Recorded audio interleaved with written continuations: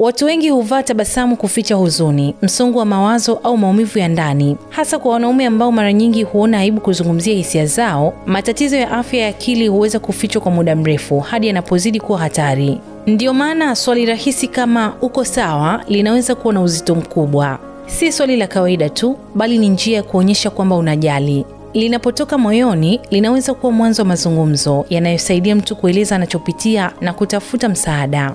Mwezi Juni unatambulika kimataifa kama mwezi wa kuhamasisha afya ya akili kwa wanaume. Tunahimizwa kuchukua nafasi hii kuuliza wenzetu hali zao.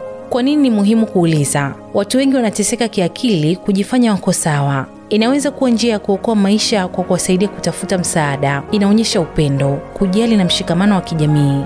Usisite kumuuliza rafiki, ndugu au jirani. Muulize maneno haya: vipi? Hali yako iko sawa kweli? Niko hapa kama unahitaji mtu wa kuzungumza naye. Maneno haya madogo yanaweza kuwa msaada mkubwa kwa mtu aliye kimya lakini anapitia machungu ndani kwa ndani. Afya ya akili ni muhimu kama afya ya mwili. Swali lako linaweza kuwa mwanzo wa uponyaji wa mtu mwingine.